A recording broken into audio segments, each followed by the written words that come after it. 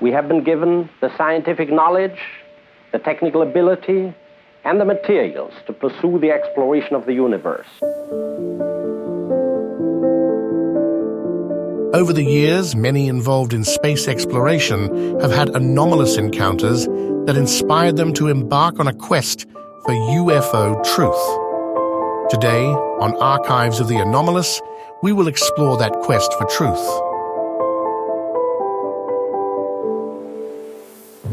After the events of Pearl Harbor, a young high school graduate who had grown up on a farm with no electricity and no plumbing would be inspired to join the U.S. Army Air Force. This would set in motion events that would propel him into becoming a NASA astronaut. That young man was Deke Slayton. Slayton played a crucial role in the Mercury 7, the Apollo-Soyuz, and the Space Shuttle programs. In 1952, during Slayton's Air Force career, he would encounter something anomalous on a test pilot flight. He recounts the event here. As I closed on this thing, well, it looked like a weather balloon, and that's what I presumed it was. And I had plenty of gas and time, so I decided I'd just come back around and make a pass on it. And I got around where I should have been coming back on this thing. All of a sudden, it didn't look like a balloon anymore. It looked like a saucer sitting on edge, about a 45-degree angle. I didn't have any gun camera film on board, unfortunately, or I'd have shot some pictures of it. And about that time, I guess whatever it was, for whatever reason, just took off climbing at about a 45-degree angle and just accelerated and disappeared. And I obviously couldn't follow it with an old piston engine fighter. So I turned around and went home. Another notable figure to come forward about their UFO experience was Gordon Cooper. His family owned a Command Air 3C-3 biplane and unofficially made his first solo flight at the age of just 12 and later earning his pilot's license at 16. It was this aptitude for flight that would thrust Cooper into a career in the armed services and later becoming a NASA astronaut. Cooper was involved with Project Mercury, Mercury Atlas 9, Project Gemini, and Project Apollo. After retiring from service, Cooper became more open about his UFO experiences and recounts them here in an interview with James Fox. Well, these objects kept coming over flying the same kind of formation that we fly in our fighters. Where were you flying? We were flying in Germany, and we were flying F-86s. And they would come over and do the same maneuvers that we make, except every once in a while one of them would go zip. And you just can't do that in a fighter, a conventional fighter. Was this on radar or was this a visual? No, it was on visual. You could see them from what started it was the weatherman was tracking a weather balloon, and he saw these objects with his binoculars. And so that started people getting out and looking at them, and then we decided to put some airplanes up and see what they were. But we couldn't get to them. They were higher and faster. Well, that was I was having some cameramen film the installation of a precision landing facility that we were putting in right out on the edge of the dry lake, and this saucer flew right over them and put down 3 little gear and landed out on the dry lake bed. And they went out to picked up their cameras and moved on out toward him filming. And he lifted off, put the gear back in the well, and climbed out at a very high rate of speed and disappeared. And so while I was going through all the regulation books and finding out the number to call in Washington to report it, I had them go over and develop the film. By the time they got back with the developed film, I was on the higher and higher and higher level officer talking to me. Finally, with the colonel telling me to, when the film arrived at my desk, to put it in the carrier pouch. There would be a courier there at my office by that time already, and they'd arranged for him to fly in our base airplane back to Washington with these films, and do not run prints, etc., etc., etc. So we stuck them in the courier pouch. Did you watch the film? We didn't have a chance to run it. I had a chance to hold it up to the window and look at it. It was certainly good film. Good close-up shots? Good close-up shots. But this time I was involved in the research and development and doing very classified programs myself, at the test center. So I knew that we didn't have any vehicles of that kind, and I was 99 9/10% sure that the Russians didn't have any of that type either. So there certainly was, at that point in time, there was no doubt in my mind that this vehicle was made at some other place than here on Earth. And, I was working at the time, I was working on a little program that nobody knew about. We were not allowed to discuss with our family or discuss with anybody, and that was the U-2 program. So it was in the same category, really. In my opinion, I think they were worried that it would panic the public if they knew that someone had vehicles that had this kind of performance way back right after World War II period of time. So they started telling lies about it. And then I think they had to cover another lie, tell another lie to cover their first lie, and now they don't know how to get out of it. Now it's going to be so embarrassing to admit that all these administrations have told a lot of untruths that it's going to be embarrassing to get out of it. Do you think they want to get out of it? Well, I think basically each and every president would probably like to get out of it, would like to come clean on the deal and not have to continue to tell distruths. Eventually, when there's going to be something happen that will make all of them have egg all over their face, and they're going to have to admit that they haven't been truthful at all. These experiences eventually motivated Cooper to write a letter to the United Nations asking them to investigate the UFO phenomenon. The story of that letter was told in an interview with Yolanda Gaskins. Tell me about the letter to the UN.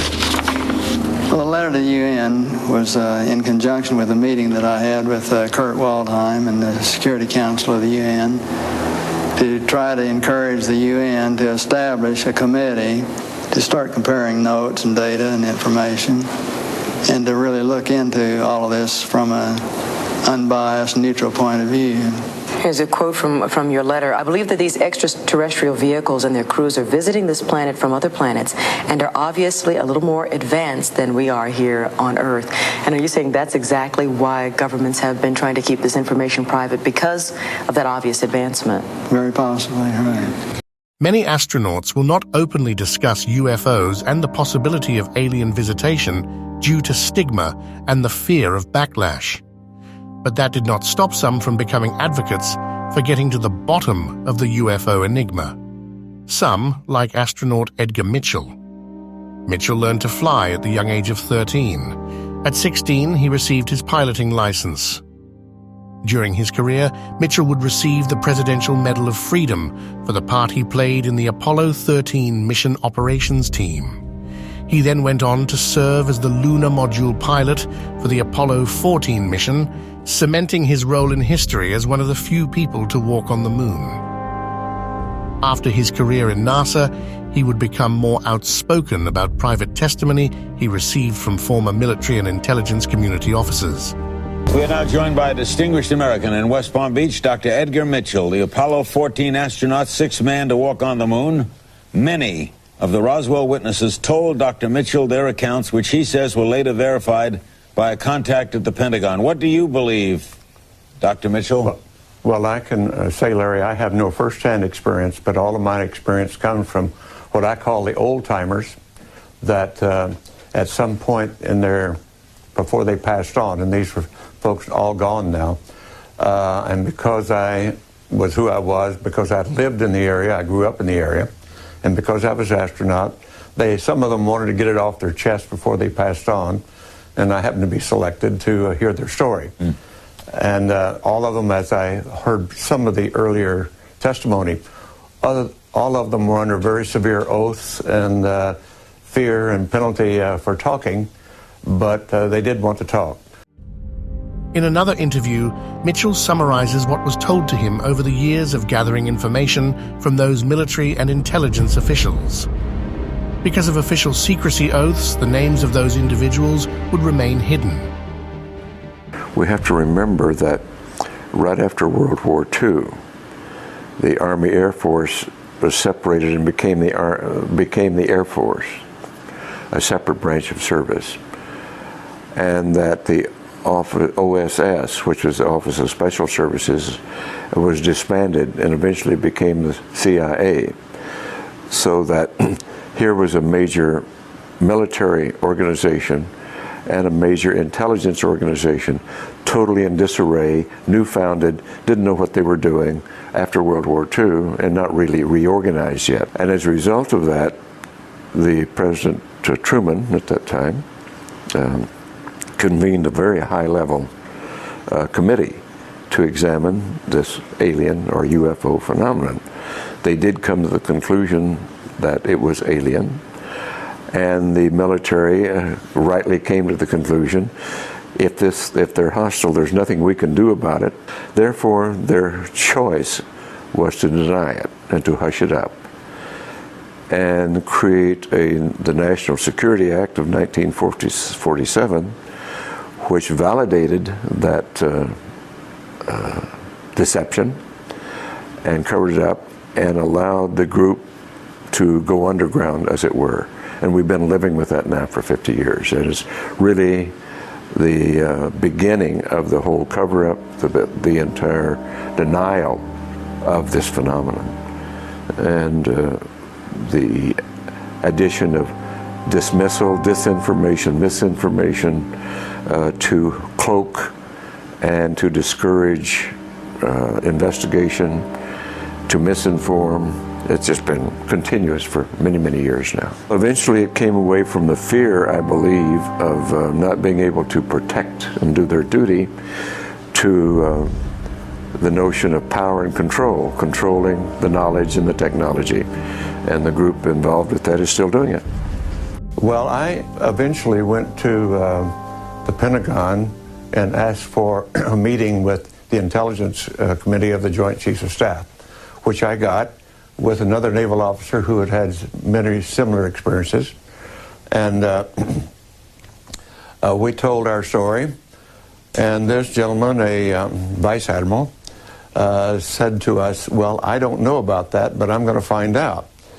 And called a few weeks later and said he had found the source of the black budget funding for this project, and that he was going to subsequently investigate, because if it was real, he should know about it. As a matter of fact, he should be in charge. That was his words. And so we did get calls from him sometime later, and a report much later than that he had found the people responsible for the cover-up and for the people who were in the know, and were told, I'm sorry, Admiral, you do not have need to know here, and so goodbye. For much of the remainder of his life, Mitchell would champion the cause of increasing public awareness of the UFO phenomenon. The government's interest in UFOs officially ended with the closure of Project Blue Book in 1969, but the suspicion remains that unexplained encounters involving national security are still being studied by someone. Podesta suspects that someone is holding on to a large cache of UFO files. Lee Spiegel says several whistleblowers have surfaced over the years, including the late lunar astronaut Dr. Edgar Mitchell, who say that secrets are still being kept. We have created our reality here, and we have created it right now rather badly, for it's not a sustainable reality. We have created, with our science and technology, instead of using it for the greater good, it's been captured by interest, greed, self-service, which is rife. And instead of using it, all of our technology and our brilliance and genius for greater good, we use it for self-service. And that's not going to work.